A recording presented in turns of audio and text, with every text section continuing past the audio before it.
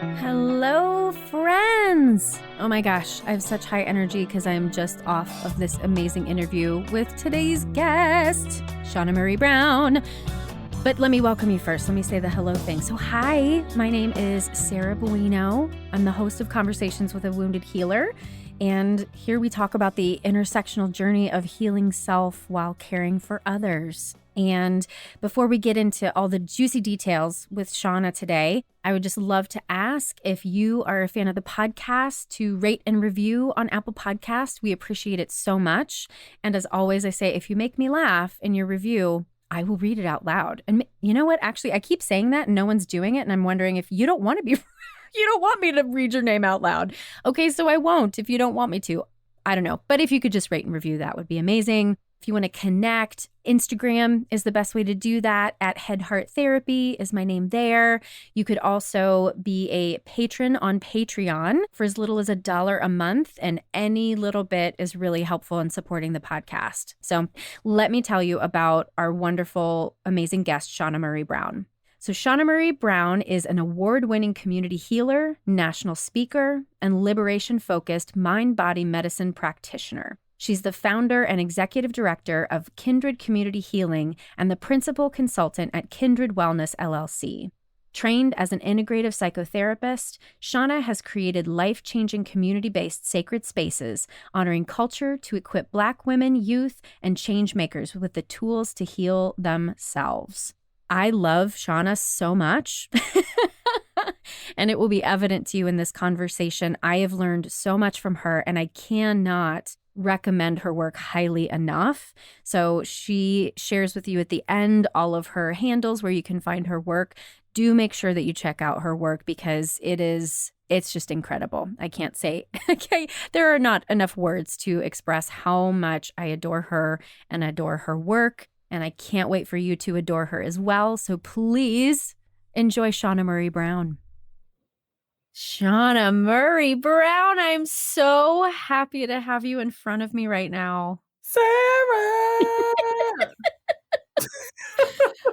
We were just talking before starting the recording that it's really odd when you have, like, I have a relationship with you because I've been learning from you for quite some time now, but you barely know me, but I'm going to act like we're best friends today. So That's fine. That's fine. I mean, at least I know that you was looking at me the whole time. Right? That's fine, right? Right. I Googled you a little bit. I heard your voice sometimes. All right, a little bit. Well, why don't we start with having you tell folks who you are and what you do? Who am I? Okay, y'all. So I'm from Baltimore City. I am a liberation-focused community healer. My work is to support folks in remembering how to heal themselves so that they can do the work to hold space for healing others. My work centers the needs of people of African descent, specifically those descendants of Africans enslaved in the U.S.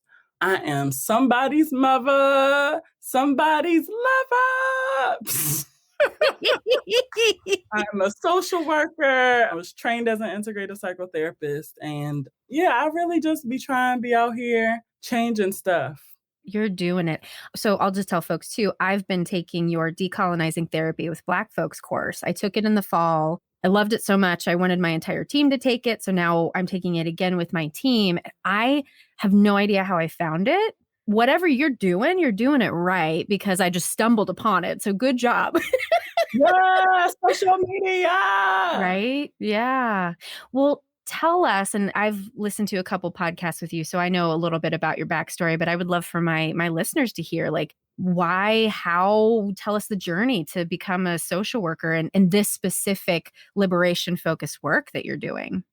Yeah, so when I was a little girl, my mother struggles with addiction, and so does my father. And my auntie, she is a nurse or retired nurse. She raised me and she tried to teach me about addiction as an illness. In my journey of trying to understand and really grieving the very present, vibrant, excitable parent that I had and then lost. It's a little different from like my relationship with my father. I would say that I didn't have a childhood relationship with him, But with my mom, I was just really, really deeply attached. She did a great job, okay? Suckling, all right? Um, but, right, like going into elementary school, I remember she sat me down. I have a really distorted concept of time, and I'm sure it's because of the whirlwind of the things that I've experienced. But my mother, I believe it was like first or second grade, she explained to me that she struggled with addiction. She said, mommy is sick. I just want you to know it's not your fault. So, if you see things changing, like that's what it is. And in my mind, my mother had also struggled with alcoholism when I was younger. And I remember her telling me the story like I was in kindergarten or something. And I was like, Ma, can you stop drinking? And she just stopped. Not, so I tried her with drugs. Hey, Ma, right. Could you stop getting high? It didn't work. So I remember just being really deeply sad, really yearning for that connection and imagining what could be done to ensure that other children didn't have to go through the same things. And that language around it didn't really come until maybe like middle school, late middle school, early high school. And it was through conversations with my auntie, right? Like when my auntie, she wanted me to be a neurosurgeon or an anesthesiologist, somebody that's going to roll in the dough. So my idea was, all right, like I'm going to go to school. I'm going to be somebody's doctor so I can solve this problem of addiction. I just figured, maybe I could just cut the brain open, move some things around and get to whatever needed to be removed so that folks could dislodge this activity of addiction. And so through that and conversations with my aunt around why or how this could be resolved, I would ask questions like, how come they only doing therapy with my mother? Or, don't they know that the family is impacted too? And so it was those very early on sort of questions and visioning around, how this problem would be solved. And so by the time I, went to college in my freshman year, I had a really clear understanding that what I was going to do was I was going to make a whole lot of money, and then I was going to use that whole lot of money to establish local healing spaces on the west side of Baltimore and the east side of Baltimore. If you're from Baltimore, you know that we rep our sides. So, so I reckon I was like, it has to be, like, I didn't say this, but in my mind, I'm like, well, we had to have one on the east side and one on the west side because the people on the east side ain't gonna come to the west side. And my aunt told me to write it down. And so that was the beginning of my sort of visioning of it feeling like home and feeling like a healing space. And when we fast forward to going to college, being first generation, asking a whole lot of questions, learning about oppression and racism, and enduring it in multifaceted ways, that led me to stumbling into social work. Because clearly social work is not a neurosurgeon, y'all. In case you were not clear. Okay. Right. And I'll share a little bit about how I stumbled into it. Essentially, unfortunately, I endured police brutality because I've always been an activist. Ever since I got into college, I was always, right, like, an activist. Ask anybody at the University of Maryland College Park, they will tell you, I was like the other Angela Davis. That's right, with the afro and everything. But yeah, I, saw police officers brutalizing young people at Six Flags. I recorded it. The police didn't like that. They snatched me up, dragged me and my then beloved, now partner. How old are you at the time? This was my senior year in college. So 21-ish. 20? Yeah, and I was on my way to law school because I had changed my mind with medicine. I was like, I don't like this biology, F that. But I was like, but I want to be an attorney, right? Because the activist in me. So the police didn't like that. And so they yoked me up and they dragged me. They hit me a couple times. They arrested me, said that I assaulted them out of thin air. And that was my introduction into why I didn't want to work in the legal system, working with an attorney at the time, using my scholarship money to pay for the legal fees.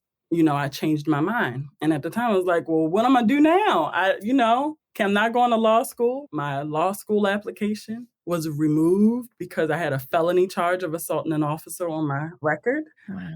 And so I was trying to figure out what to do. And I was like, well, what do I care about? I care about working with Black people. And I just started looking up jobs thinking I wouldn't go to school. And I happened upon the School of Social Work, where a dean at the time, it was like the police officer that assaulted me on one side because my major was criminology, criminal justice, and family studies. So the police officers that assaulted me on one side, and then the School of Social Work was next to it. And I wasn't Wow. intending to talk to them, but I just walked over there to avoid making eye contact with those officers. And I happened upon a conversation about the School of Social Work. So that's a truncated version of Mhm. abuse, atrocity, really seeking healing, trying to navigate oppressive systems. Mm. And I'm curious, it feels, and maybe this is a little too directive to say this, I don't know, but it feels like you were meant to be a social worker, right? I don't know if that is how you feel. Yeah. Yeah, what do you feel in there?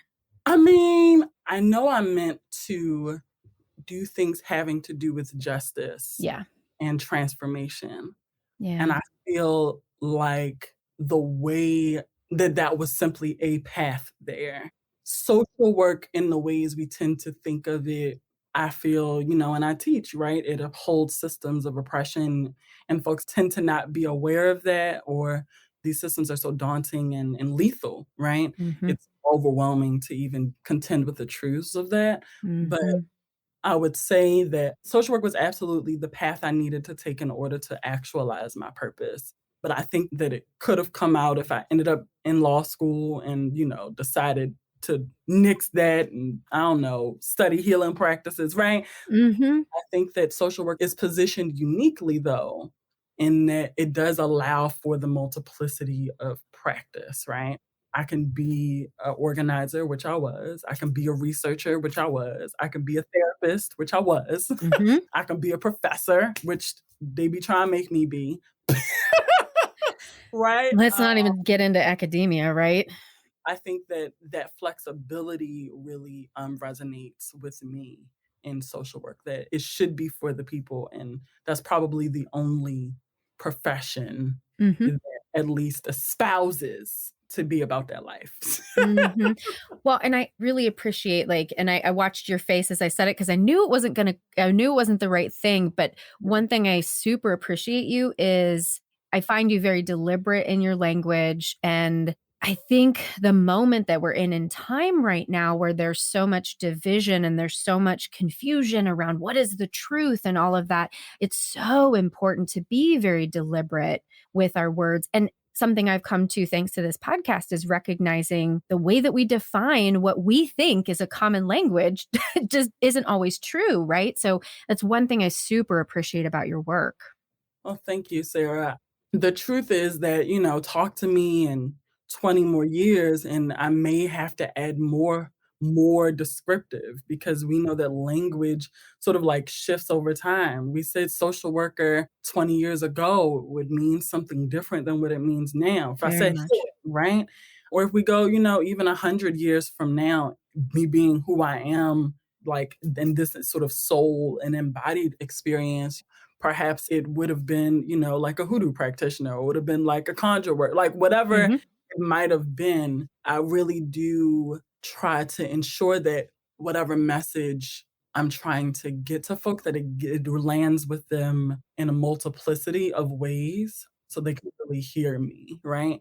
And I try to tease apart what mainstream society tries to make the words mean, Right. that it helps us to sort of illuminate and helps us to be more critical about, like, somebody could just usurp some of these words. That's what's happening, right? Usurp the word, you also interrupt the movement. Thank you for acknowledging that, but that's why. It's because I really want people to understand what it means now within context, and really have a sense of critical awareness around what words mean now. Right. Right.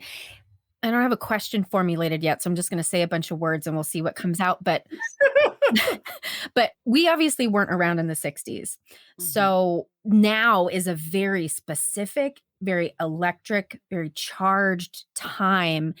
How are you feeling about, first of all, being a human now, being a healer now, being a Black woman now, right? Like, how are you navigating your internal experience based on like all the shit fuck, right? Fuck shit, whatever we want to say, right? That's what we said earlier.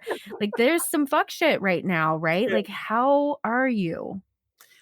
I feel like if I look at it in terms of the pandemic specifically, so this COVID-19 pandemic, at the beginning of the pandemic, I was not well at all. I Same. was totally, I'm like, oh my God, it sounds, because I don't even have words for the level of despair and Mhm. sadness, sorrow that I was feeling before the pandemic hit.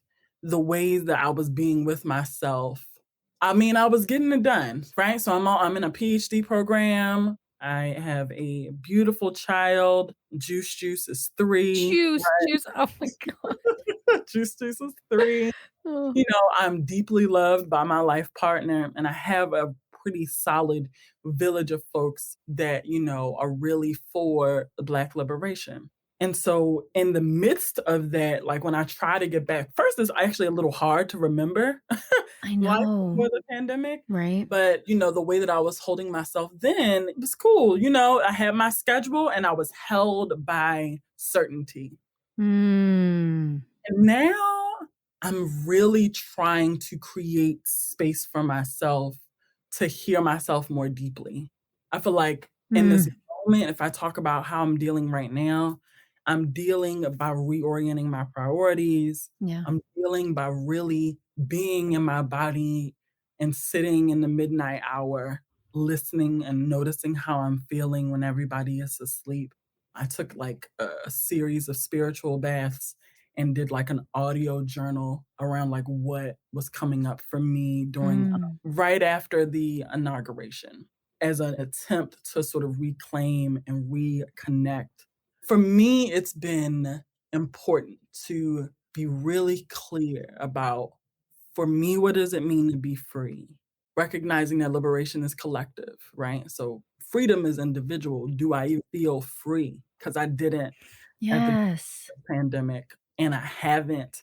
And some of the work that I'm doing for the people makes me feel confined and contained and makes me feel like I have to contort. And so I'm sort of contending with and communing with my own ancestors and communing with my spirit guides and seeking guidance of other wise, attuned Black and brown folk to support me, to bear witness to me in the ways that I bear witness to others. So I'm trying to Mhm. claim it, trying to create some space. Well, and when I think back to you telling the story of when you were little, really at a very early age, trying to conceptualize something outside of the box, right? Like that's how I see you, as you're an expansive being, and it's like capitalism and all the white supremacy and that shit like puts us in these boxes, but you can't be contained. And I'm really glad to hear that you're finding a way to your own freedom and liberation through these practices.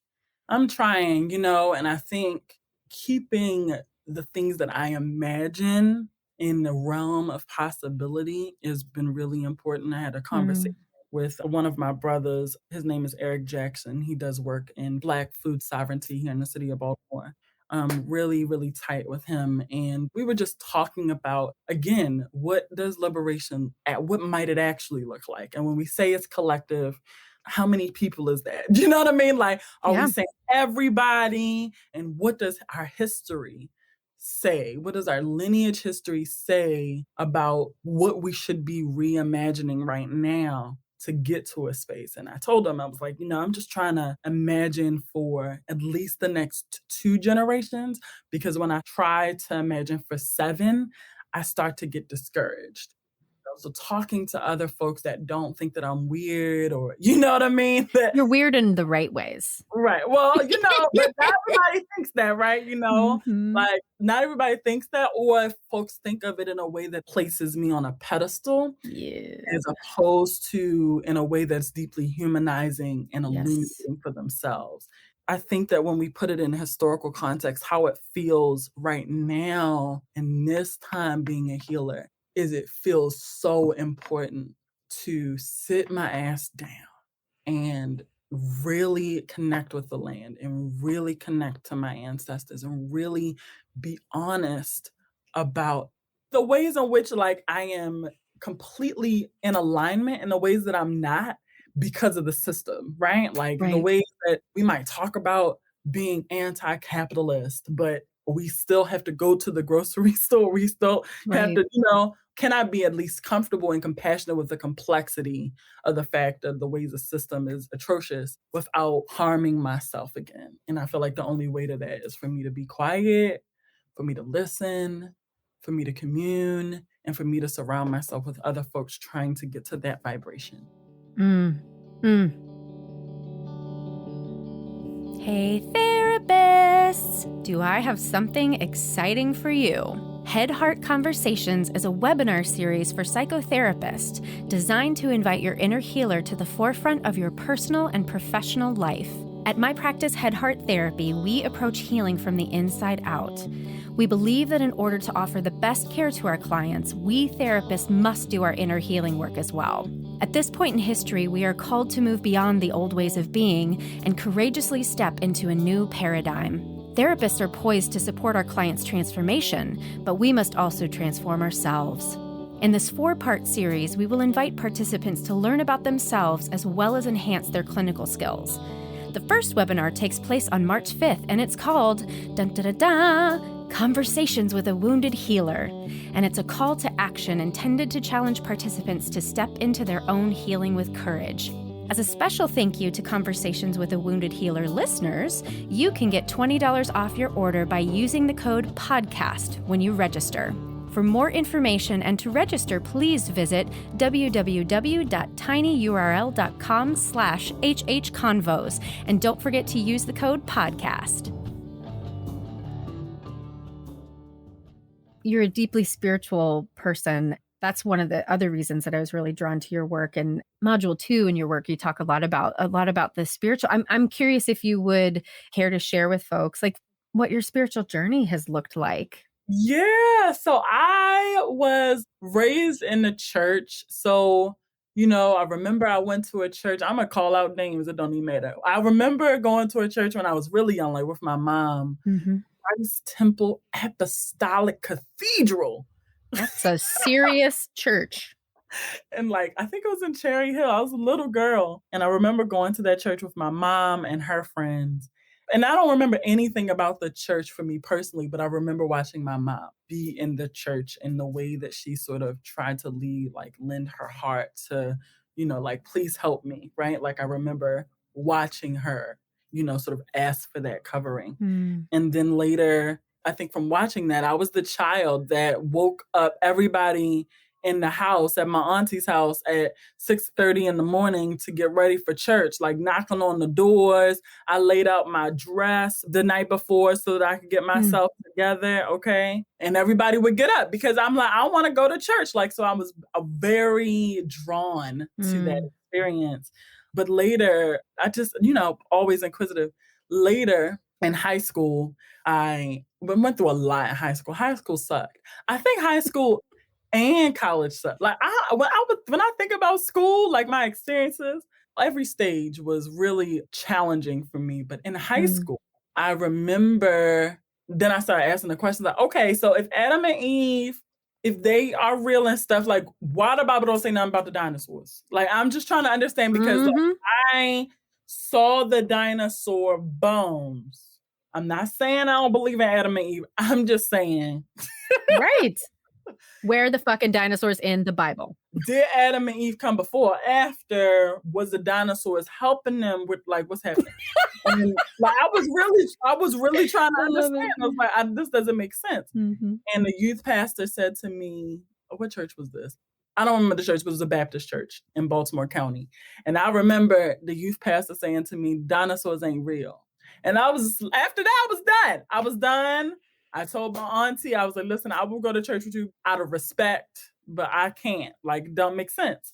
And so I got into college, and my freshman year of college, I was questioning everything. Mm. Like, I was questioning. I was like, all right. And of course, Spirit sent me a young friend. I'm not going to call his whole name, but I'm going to call him Kyle. So Kyle was talking about how energy and like this science, he was trying to teach me about universal laws, right? Mm. So I was reading the Bhagavad Gita. I had the Metaphysical Bible Dictionary. I had Sacred Woman. I was reading the Trinitaire. Like, I was reading all the things trying to identify like the connections. And that's really when I started to sit with African spiritual traditions and really explore that. By the time I got out of college, I was still seeking. I still wasn't clear. I had problems with religion and its dogma and its complicity and oppression. And I'm still working through it. But what I've grounded in is I've been initiated as a priestess in the Yoruba tradition of Ifa, a priestess of Yemaya. And Yemaya is like mother, like great mother, like the oceans, like, but you don't want to fuck with her though, okay? Because you mess with her kids or her people, you know, you're going to get slaughtered, right? The water, being like water. Water can be calm and soothing, or it can fuck you up, okay? Yep. And so Yemaya, and then I'm also studying hoodoo, really trying to connect and ground and, okay, this is part of a lineage history on the continent of Africa. What about the ways that my ancestors, not so far away, right, communed with the land here in the United States of America? And that's pretty fresh for me off the last like 5 years. And I'm really surrounding in like the history and how to really come into that in my own identity. And it's been a powerful journey, okay? Like, still a challenge, because dogma. All right. That's what I love about hoodoo, is that it's not about dogma. It's about communing with your ancestors. It's about reclamation. It's about embodiment. It's about the land. It's about honor. It's about using what you got to get what you need.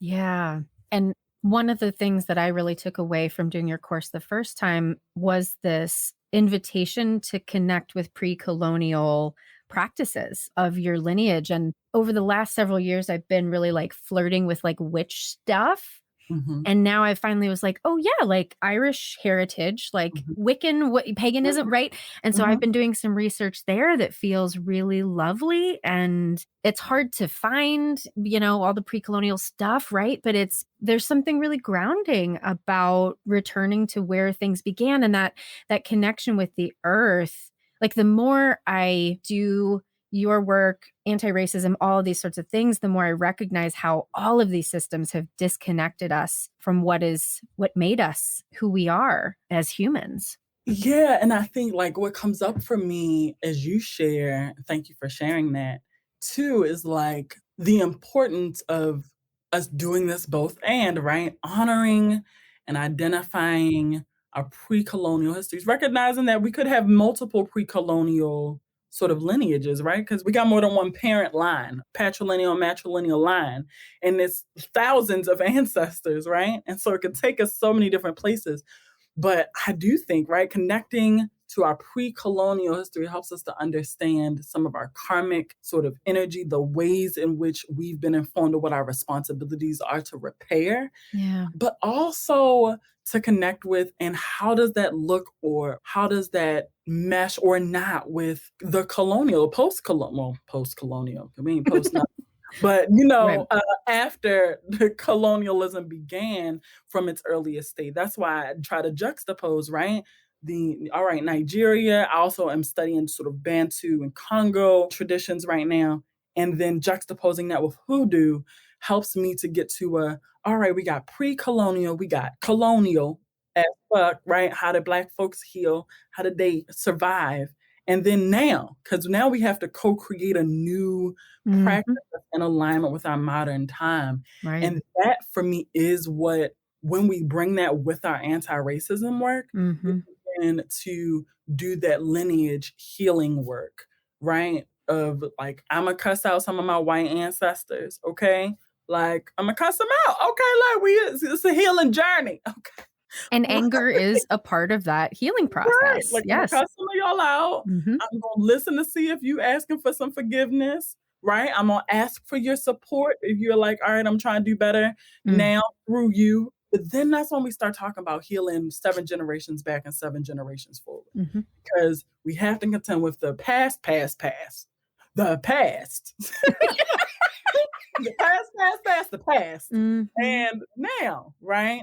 And Right. where we'd like to take it forward, but we have to commune with all of our people because we are like the embodiment of all of our people. That means we got some fuck shit in us, right? Like, that means that, we got some stuff to contend with. But our ancestors, they come in love and light, though. After they like, all right, I hear that you cussed me out. Can I correct this in this lifetime? Let me tell you what I wish I had done. Or I'm watching you now. I see what you're doing. I'm going to send somebody your way where on another lineage I was connected to support you in repairing more deeply. And I don't think that anyone seeking to do work that is anti-racist, that is anti-colonial, that is for the intention of decolonizing, that's for anything of true freedom and the collective liberation, I don't think you can do that without recognizing that there's multiple realms of life and energy. We are energy, right? That's what Kyle told me in college, okay?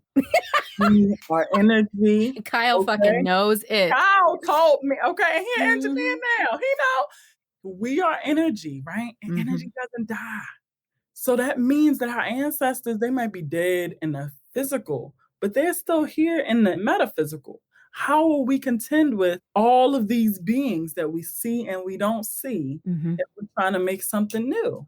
We all here together. The dead people, the living, and the folks that we are inviting to return, right? Like, we can't do this work holistically, I don't think, without acknowledging our lineage journey. I have 2 questions. Got it. One is on topic, one is off. I'm going to say the off topic one first so we can put it away and remember to say it by the end.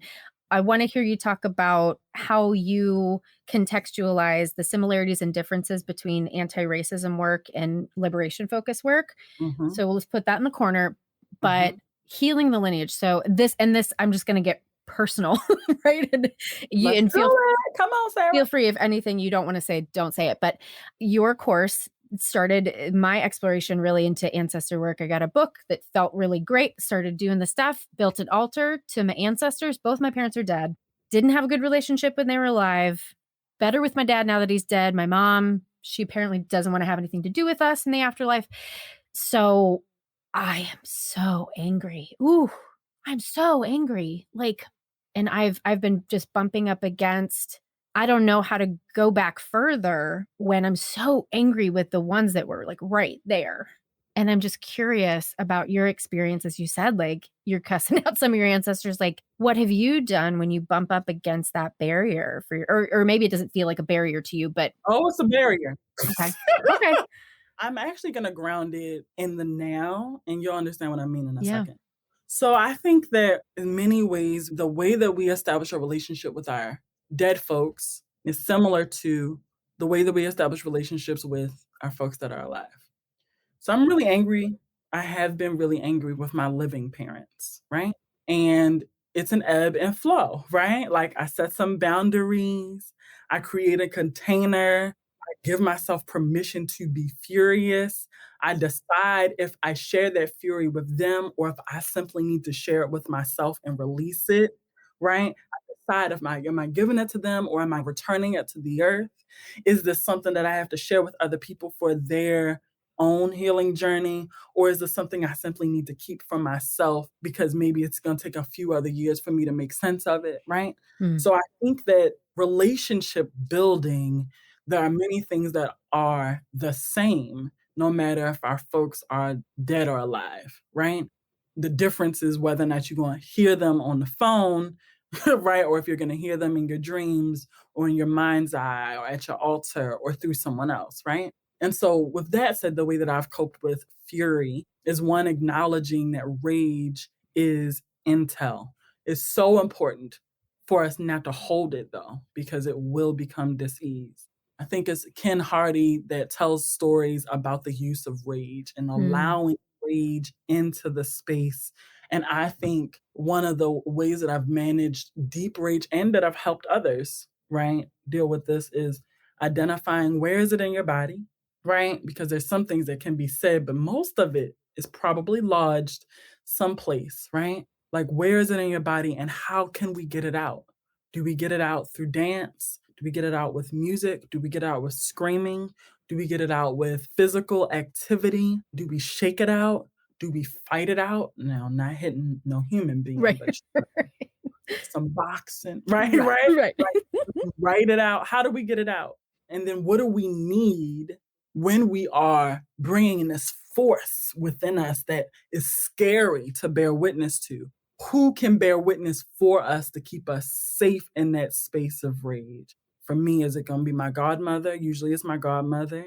Is it going to be one of my god sister, right? Is it going to be my therapist, right? Your therapist is going to have to be really grounded and aware of the spiritual realm in order to do this. But, it's going to be my therapist.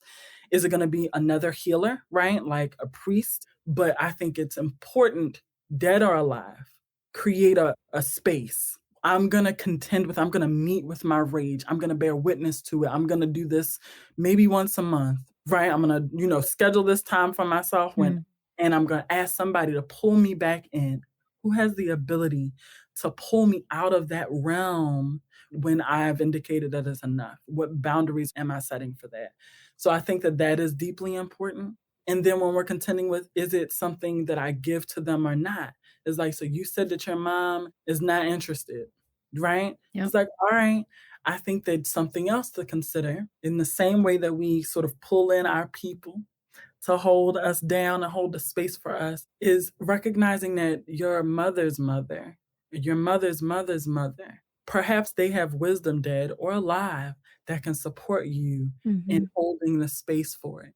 Maybe they seeded it, right? Like maybe her interruption has to do with a lineage challenge in the relationships with mother. See, listen, my mother struggles with addiction. That is true. My grandmother struggled with addiction and passed as a result of her addiction.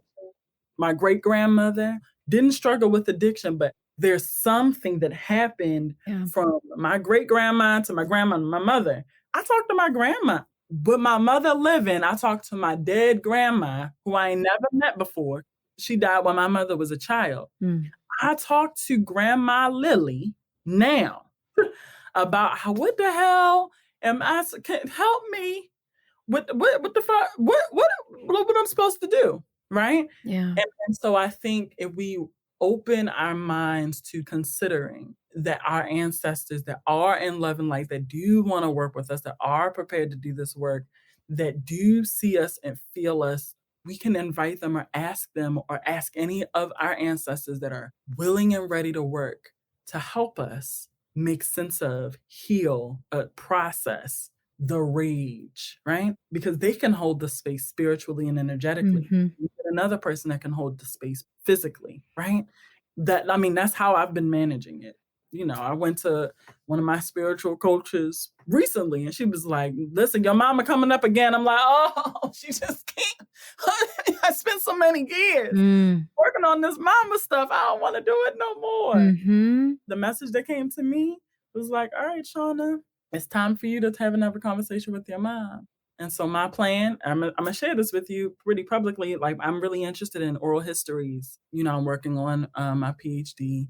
I'm really interested in oral histories and hoodoo and its connection to original healing wisdom and the need for acknowledgement in order to humanize Black wisdom in today's practice. And so, what came to me was like, you need to do an oral history interview with your mama. So I scheduled with my mother. Am I excited about it? I'm excited and I'm scared at the same time because my capacity for it is different. So if I'm being responsible, I need to make sure I got those. I called my grandma. I need to set my little altar for my grandma. Luckily, it's going to be virtual. Put my grandma right here next to me. And then, who on this realm is going to hold the space for me because I don't know how I'll feel. That's how we nourish ourselves. This is going to be one of those episodes that I listen to again and probably weep and receive the gift over and over. What you said feels like it's going to be really meaningful for my journey. One more thing though, I think it's important to remember that time isn't real. Right. Time is a social construct. And even when we start to think like, well, I have to do this before I die, but we just talked about it. Right. And so I think that when we also release or relinquish the expectation that we get everything done before we die. But um, Shawna, I am an achiever. No, what I'm you're just saying. saying, these aren't the kind of things that are bound by time, Right. but they are informed by our intention and our Mhm. requests and our vibration.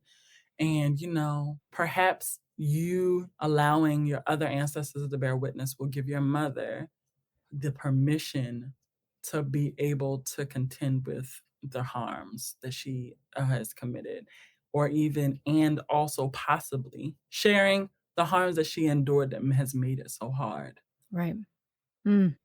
Ooh, I'm pretty sure that was okay. a message in there. I'm gonna need to listen to it again too, Sarah.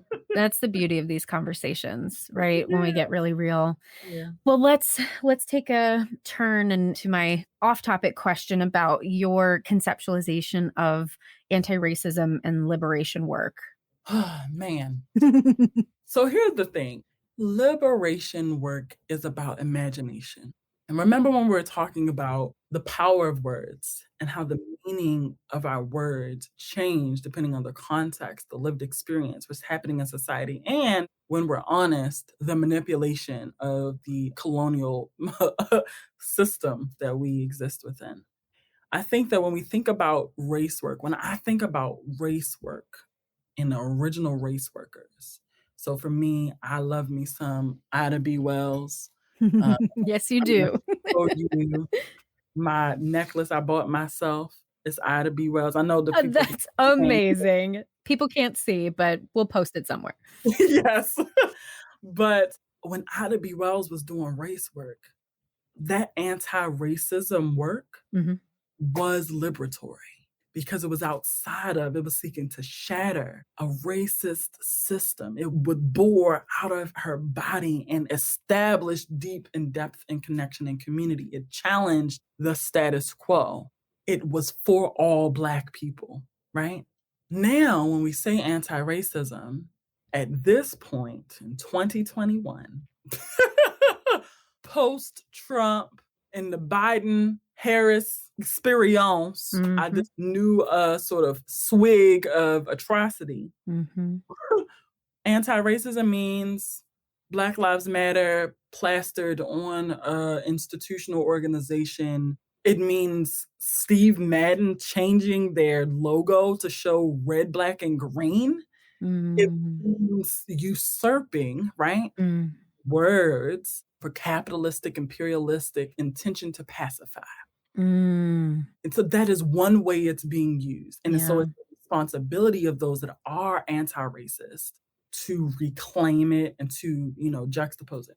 So anti-racism has to do with our actions, our awareness of the history of racist systems. It has to do with our awareness of the ways that we have been negatively impacted by and harmed by racism. So injected oppression for Black folks, internalized superiority or supremacy for white folks. And that is important. I believe it is an important pathway that we must take to begin to reimagine, right? Anti-racism does require us to imagine, right? What would the world be without it? But it really centers on what we don't want. We don't want racism. Right. It doesn't illuminate what we want. Yes.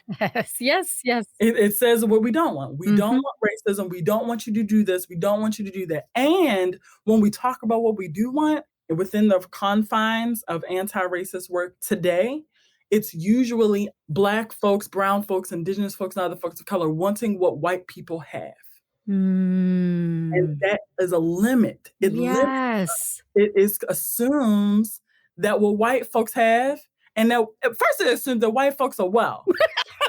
Which we know is not the case. Right. Right. Right? Like no beings, no community of people that could stand to allow the slaughter and lethality, the destruction, the epistemicide, the destructional way of knowing. No people that are well and grounded in their body and vulnerable, right, would allow that. So why Right. would I want to seek to have within a colonial system and structure what that is, right? Liberation focused work says, let's commune with the realities and the complexities of colonialism, that liberation, that decolonization is an act and not simply a characteristic or something that we can sort of like do one and done, right? Like the decolonization isn't a metaphoric expression, that to decolonize is a very specific thing that I think should be stated on a global perspective of Indigenous peoples in the world. To be liberation focused in the way that I talk about it in my liberation focused healing framework, it means for us to have the space to illuminate ancient ways, to contend with the harms of colonial and imperial interest. It means it includes all the other isms, not just racism, ageism, sexism, childism, transphobia, homophobia, binary thinking, environmental racism, right? It means we're going to contend with the original ways. We're going to identify the harms done by this colonial and imperial system. And we're going to honor the people that have been most harmed, most downtrodden. And we're going to support folks in reclaiming their identity. We're going to support folks in doing their healing work so that they can begin to reimagine society as a whole, reconnect to these ways. We're going to hold the space for it. So anti-racism is a pillar. It's so important. Yes, when we are clear about what it is, it's important. We can see it in our behaviors. But liberation work exists outside of the confines of these systemic entities. It challenges all of our institutions. It seeks to shatter them, actually. Yeah. And it seeks to make deep reparation and a shift and shattering of power of patriarchy and whiteness and all the other isms. I wish we could talk for like 12 more hours, but I want to be respectful of your time. And I didn't even ask you the questions that I normally ask, but you know what, people, who cares? We talked about the stuff that was important to talk about. So where can people connect with you? Where can they find you? How do they get more of your good wisdom? Absolutely. So folks can follow me at Healasista, HealaSista on Instagram, on Facebook. And my website is ShawnaMurray-Browne.com. Brown with an E, y'all. Don't. But if you Google Shawna Murray-Browne, it's going to come up. Yep. She got good SEO, let me tell you. I'm saying. I come up. Folks can also, I'm encouraging folks to follow Therapy That Liberates on Instagram and Facebook. Folks like you, Sarah, and those that are working in our learning community, practitioners, healers, mental health providers. Eventually it'll be sort of organizers and educators, but therapythatliberates.com and Therapy That Liberates on Instagram and Facebook is how folks can connect and gain access to the cadre and community of folks that are dedicated to really embodying the liberation-focused healing framework in their life.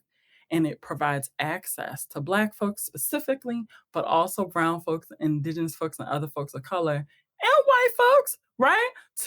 I'm trying to get therapy. I'm trying to have the space held for me in a way that is anti-colonial, that is anti-oppressive. Right. So that's how, y'all, just Google my name. Yep. It's going to come up. Yep.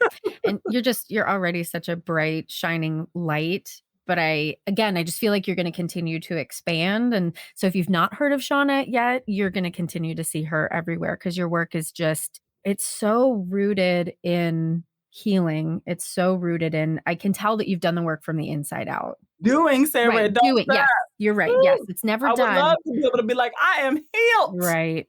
Nope. Yeah. Journeys. Thank you so much, Sarah. Yeah. Thank you for being here. And thank you for creating the community and all of the opportunities for learning that you do. It's healing work. That's it.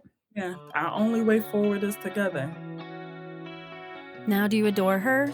I mean, I told you, right? So thank you so much to Shawna for being a guest on today's show.